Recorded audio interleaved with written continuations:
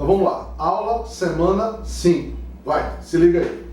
Então galera, essa aula da semana 5, ela tem como desenvolvimento, como discussão, basicamente 3 assuntos: Renascimento, Reforma Protestante e Mercantilismo. Eu vou começar pela discussão do Renascimento. A história trabalha o Renascimento, só que a discussão sobre, na prova do Enem, na parte de história, ela não é tão cobrada assim. O que é cobrado muito nessa parte é a discussão sobre absolutismo, tanto em história como em filosofia, e o mercantilismo, que inclusive foi questão do ano de 2019, questão da prova, né? E aí nós vamos falar de Renascimento, Reforma, e fechamos a nossa aula com a discussão sobre mercantilismo, que já é abrindo as expansões marítimas aí para a discussão sobre a história do Brasil, beleza? Então vamos lá, vamos tocar fogo aqui nessa discussão. Primeiro ponto importante, né? Nós saímos da Idade Média, na chamada Baixa Idade Média, com a formação dos Estados Nacionais, chamado absolutismo. Ou seja, você tem ali uma centralização do poder. O poder que ele estava ramificado, ele estava diversificado, ele estava um pouco com o senhor feudal, muito com a igreja. A partir de agora você tem o quê? A centralização do poder. O poder ele fica centralizado nas mãos do rei, da monarquia, que é o que nós chamamos de absolutismo, né? Só que você tem um detalhe: a estrutura absolutista, a estrutura social do absolutismo, tem a nobreza, os nobres, né, os nobres de sangue, aquelas famílias tradicionais, e você tem a burguesia, você tem os comerciantes que eram defensores deste modelo.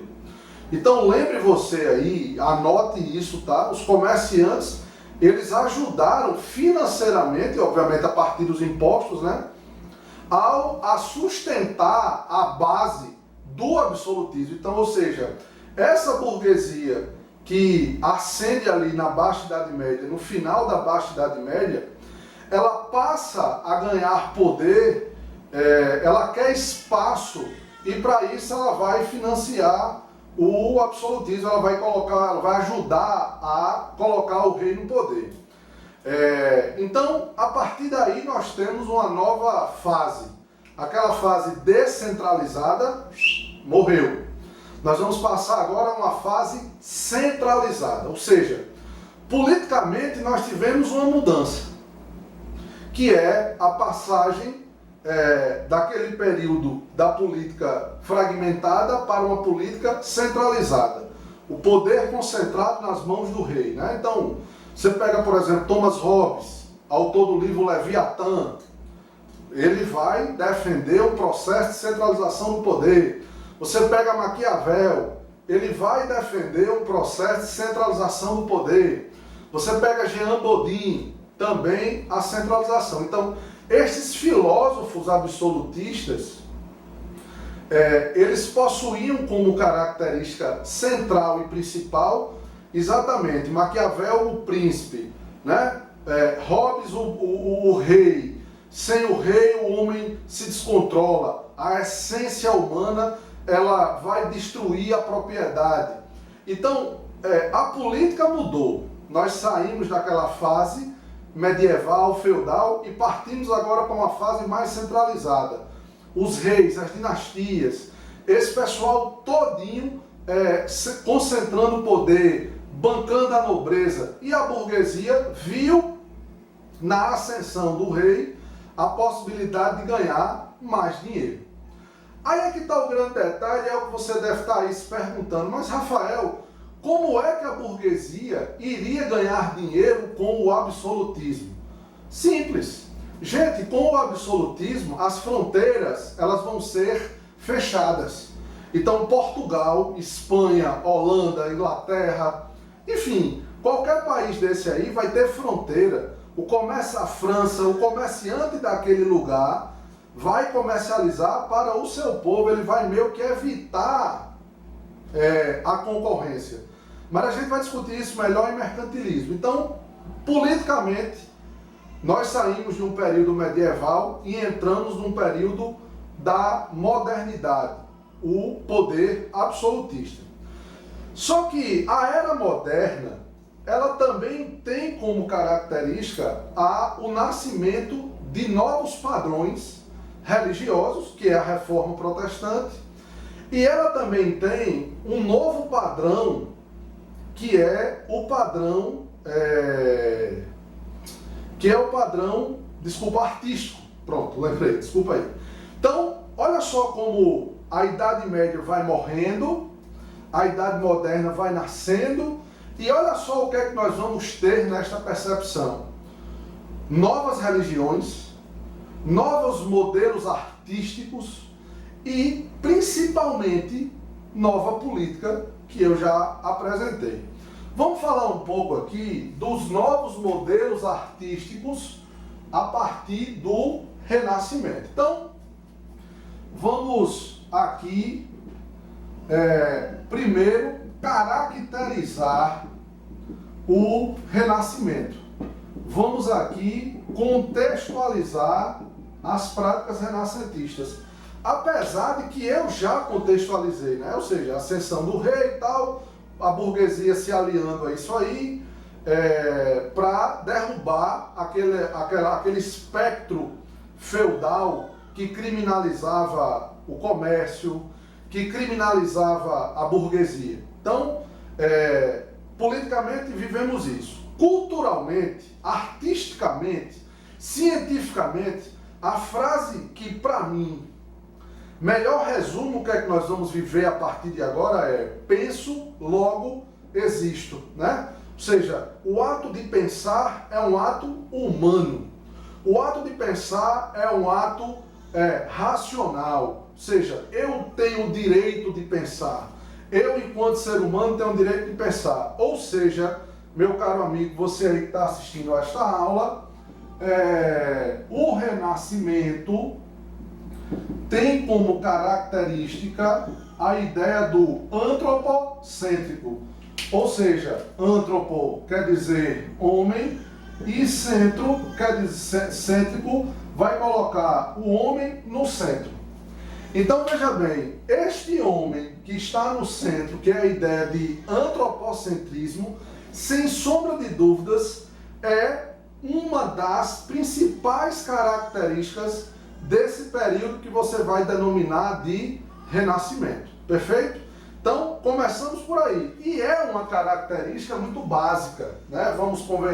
Convenhamos que o antropocentrismo é uma característica muito comum do Renascimento. Vamos dar uma melhorada aqui na nossa discussão. Então, por exemplo, o antropocentrismo,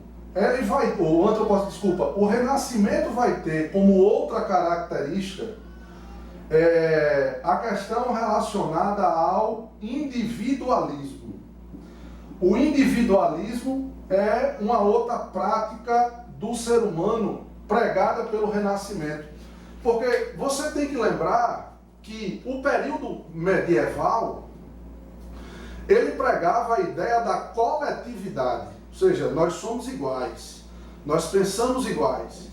O que é que o Renascimento, o que é que o artista renascentista, o que é que o pensador renascentista ele vai pregar? Vai dizer, não, nada disso, nós não somos coletivos, nós somos humanos individuais. Cada um tem a sua característica peculiar. Isso você vai denominar de individualismo. Para eu lhe provar que o individualismo é uma característica do Renascimento, uma das cenas mais interessantes dessa nova fase artística é exatamente quando os pintores eles ficavam nas janelas, nas ruas, observando as pessoas.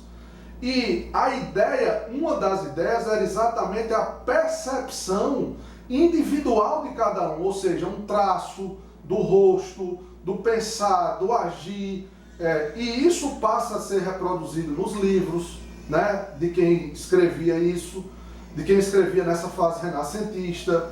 Isso começa a ser colocado nas telas, nas pinturas, da mesma forma. Então o individualismo é uma característica do Renascimento. Uma outra característica interessante do Renascimento é o hedonismo. O hedonismo significa a valorização ao prazer humano. Então, o hedonismo ele vai significar a valorização ao prazer humano. Lembrando que prazer aqui não é apenas o prazer da relação sexual, não é apenas o prazer carnal do sexo. O prazer aí é o prazer de uma boa leitura, é o prazer de uma boa música, de uma boa obra de arte. É você valorizar o instinto do prazer humano em detrimento daquele prazer medieval que era ligado a questões só religiosas. Então, o hedonismo também passa a ser uma característica do Renascimento. Uma outra característica também dessa prática renascentista aqui é o chamado classicismo. Né? O classicismo, junto com o antropocentrismo, também é uma característica muito fácil do Renascimento, que é a valorização da cultura, da arte romana e grega. Ou seja, aquela cultura, aquela arte romana e grega que ficou lá no passado, que ficou lá atrás, que a Idade Média fez questão de esconder para que a sociedade não conhecesse, agora ela vai voltar. Né? Então a escultura grega, os pensadores gregos, a filosofia grega, a arquitetura romana, tudo isso agora vai voltar para a sociedade, para o conhecimento da sociedade moderna, e isso tudo vai parar onde? Nas obras de Da Vinci, de Michelangelo, nos livros, né? Ou seja, filósofos da época começam a influenciar pensadores da era moderna. Então, o classicismo também é um ponto importante, característico do Renascimento. Um outro ponto interessante do Renascimento é a discussão sobre o humanismo, né? Que é uma corrente de pensamento que também vai valorizar o ser humano, ou seja, o pensar humano, as relações humanas aí acabam se valorizando a partir do que nós também vamos chamar de humanismo. Então, entenda, vamos dar uma revisada aqui.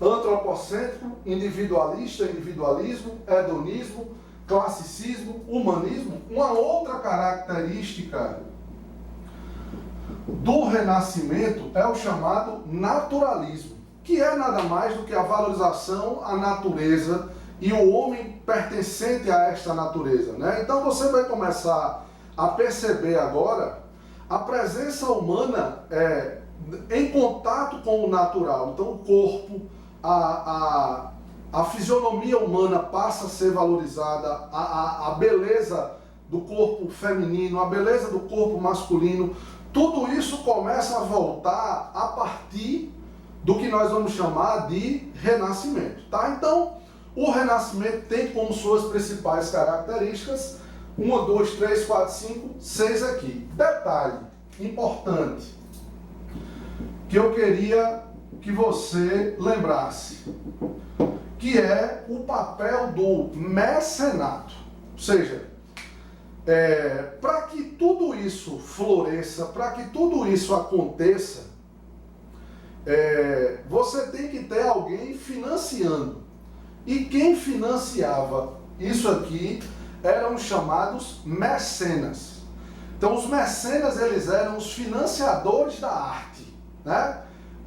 Ou seja, eles pegavam artistas e davam dinheiro, vamos assim dizer, davam estrutura para que eles pudessem propagar esse novo modelo de arte. E aí tem um detalhe: se o mecena ele é um financiador da arte, se o mecena ele é alguém que está patrocinando, obviamente que ele vai querer algo em troca. E o que é que ele queria? O que é que ele queria em troca?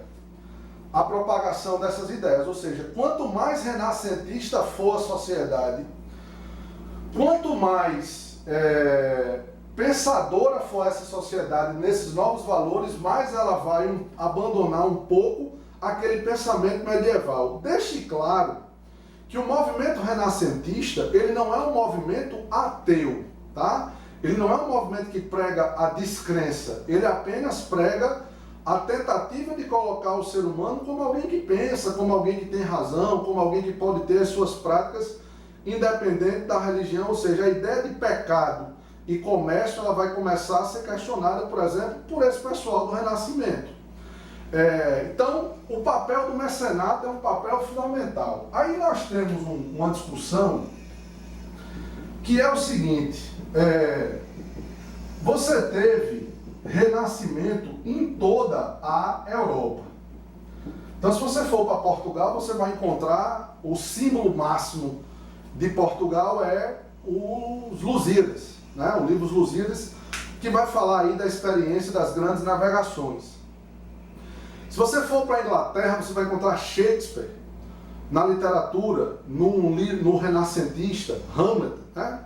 É uma discussão bastante interessante sobre o Renascimento, Romeu e Julieta. Repara só, Romeu e Julieta, ou seja, o centro da discussão do livro são seres humanos, o amor, né? Ou seja, o homem se apaixonar pela mulher. Você vai para a Espanha, você tem Cervantes com o seu clássico, né? E nesse clássico de Cervantes, o que é mais interessante? A discussão sobre a loucura, né? Então, você tem na Holanda, nos chamados Países Baixos, então o Renascimento ele se espalha pela Europa. Só que você tem um detalhe aí. O principal lugar, a principal atuação do Renascimento, o lugar onde o Renascimento ganhou muita força foi na Itália. E aí nós temos uma explicação para isso. Se você for lembrar a minha aula de Baixa Idade Média, naquela discussão sobre o renascimento comercial, você vai lembrar que eu disse aí para você na aula ao vivo, né? Que as cidades de Gênova e Veneza, cidades italianas de Gênova e Veneza, eram os dois maiores centros comerciais. Os comerciantes, a burguesia desse lugar, era a burguesia mais rica da época, devido à proximidade com Constantinopla. Então compreenda, a consequência disso foi burguês mais rico, mais financiador de arte. Então você tem o Renascimento italiano. O Renascimento italiano, ele é tão forte que ele chegou a ser dividido em fases.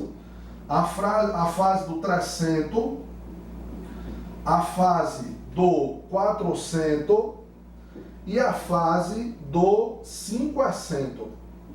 Então você tem a fase do 400, do 300 e do 500. Você tem aí você tem artistas representando cada fase dessa. Um outro ponto interessante também no Renascimento é a mudança na percepção das telas religiosas. Ou seja, aquela tela religiosa obscura de sofrimento do período medieval, ela agora vai dar espaço para sombreamento, ela vai dar espaço para a utilização da tinta a óleo. Então, essa mudança da percepção da utilização de ferramentas para a pintura, para dar mais vida, para valorizar o aspecto humano, que é o individualismo que eu fiz, isso tudo vai aparecer no que nós chamamos de Renascimento. Então, continuando no nosso raciocínio, nós temos a partir da Era Moderna uma nova modalidade política. O rei manda em tudo, poder centralizado nas mãos do rei. Agora nós temos um novo modelo artístico, novos valores de arte, né? O homem centralizado ali, as famosas pinturas de Leonardo da Vinci. E nós vamos ter também agora, gente, uma nova religião, no caso uma não, né? Novas religiões, que é o que nós chamamos de Reforma Protestante. Então tudo isso ainda está na semana 5. Eu vou só apagar aqui, pessoal, para a gente fazer uma discussão sobre Reforma Protestante, perfeito? Então, Renascimento aqui foi. Vamos fazer aqui uma breve discussão do que vem ser o que nós vamos chamar de Reforma Protestante. Então tá aqui, vamos lá. O primeiro racha do cristianismo a primeira vez que o cristianismo se rompeu não foi com Lutero, não foi com a Reforma Protestante. A primeira vez que isso aconteceu foi lá na Idade Média, no comecinho da Idade Média, a partir de um cara chamado de Justiniano, de Império Bizantino. Justiniano era um governante do Império Bizantino, né? E ali você teve um cisma. A igreja ela rompeu a Igreja Católica Romana e a Igreja Católica e a Igreja Ortodoxa Russa. As Cruzadas, ela tentou unir essas duas religiões. As Cruzadas, ela tentou unir o Oriente com o Ocidente. Ela tentou fazer essa junção, pegar assim o Ocidente e o Oriente e juntar. Não conseguiu. E agora, século XVI, 1517, o que é que você tem? Um novo racha no cristianismo, no catolicismo, que é a Reforma Protestante. Só que nós temos que compreender que esta Reforma Protestante, você tem questões religiosas envolvidas, interesses religiosos, obviamente, mas você também tem interesse econômico envolvido nisso aqui. Vamos contextualizar essa nossa discussão. Então, por exemplo, contextualizando, o que é que você tem como característica da Reforma Protestante? A ascensão da burguesia. Então, se você for lembrar, eu acabei de explicar Renascimento, e no Renascimento, o sucesso do Renascimento, em parte, foi graças ao financiamento da burguesia, ao financiamento dos comerciantes. Então, este pessoal ajudou a propagar a arte renascentista. Esta mesma burguesia que vai patrocinar a arte, ela também vai patrocinar novas religiões, interessadas na queda da Igreja Católica. Por quê? A Igreja Católica, no seu período medieval, ela pregava que o comércio era pecado, que o comércio ele não poderia ser exercido, que a ação de comércio levava ao inferno. Ou seja, a Igreja Católica meio que criminalizava o comércio. Então a burguesia, que são os comerciantes, eu não vou ficar aqui aliado a uma igreja que demoniza a minha prática econômica. Ela vai buscar, ela vai aproveitar o movimento religioso e se aliar a ele. Perfeito? Então, contextualizando a ascensão da burguesia. Uma outra característica contextualizada interessante é o surgimento da imprensa. Ou seja, neste período aqui, nasce a primeira máquina de tipo de xerox, de reprodução de papel, né? Que vai ser fundamental para que você possa divulgar, para que você possa espalhar os pensamentos de crítica à igreja. Então, a imprensa, a invenção da imprensa, ela é de fato um contexto importantíssimo. Então, contextualizando, você tem a burguesia, você tem a imprensa, aí você tem as causas. E aí, vamos lá. Por exemplo, simonia era um problema sério que a Igreja Católica tinha. Indulgência era um outro problema sério que a Igreja Católica tinha, que era a famosa venda do perdão, né? O cara chegava para se confessar junto à igreja, junto ao padre, e ele trocava o seu perdão por terreno, por relação sexual, enfim. E a simonia era o comércio de objetos ditos sagrados. Então, era muito comum naquela época alguns padres ganharem dinheiro comercializando objetos, dizendo que pertencia a alguém. Então, isso aqui você vai chamar de simonia. E aí você tem a corrupção moral da igreja, né? Você tem, e aí para mim, este é, sem sombra de dúvidas, o maior problema. O comércio de cargos eclesiásticos. O comércio de cargos eclesiásticos. esse aí é, sem sombra de dúvidas, o maior de todos. E aí é que está o detalhe. Por quê? Porque, compreenda, ser padre, ser bispo, assumir um cargo eclesiástico, ele passou de uma ideia vocacional e passou a ser um interesse, porque o padre tinha poder político, etc, etc. Então, muita gente começa a ir para a ordem religiosa, para o catolicismo, não é por uma questão de vocação, é por uma questão de interesse. É por uma questão de interesse. E isso acaba gerando toda uma questão moral. Todo mundo já ouviu falar nessas histórias de padres que tinham filho, não respeitavam o celibato, a indulgência que era o maior absurdo de todos eles. Então, você tem as causas, você tem os contextos aqui. A burguesia em ascensão, a descoberta da imprensa. Então, por exemplo, qual é o papel que a imprensa vai ter nesse momento aqui? Ela vai pegar isso aqui, ó, e vai começar a divulgar. Então, a primeira religião que surge é a chamada religião luterana. Martinho Lutero. Lutero, ele era católico.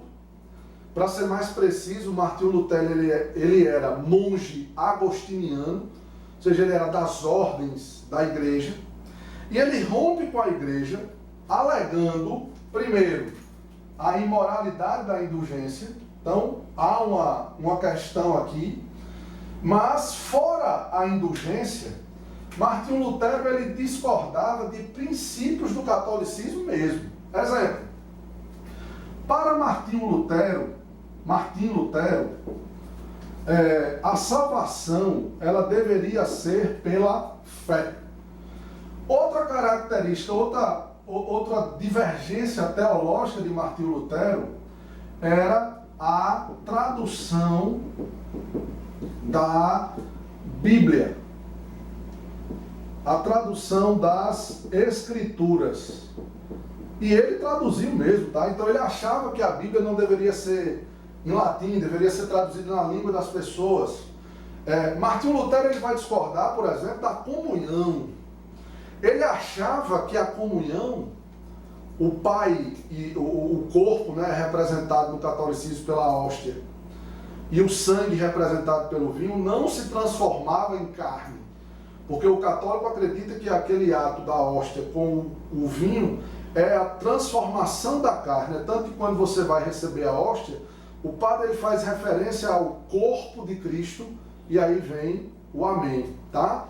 Martinho Lutero discordava disso. Ele achava que o corpo e o sangue, eles representavam Cristo naquele momento. Então, Martinho Lutero ele tem divergência, por exemplo, o batismo. Lutero, ele achava que o batismo deveria ser por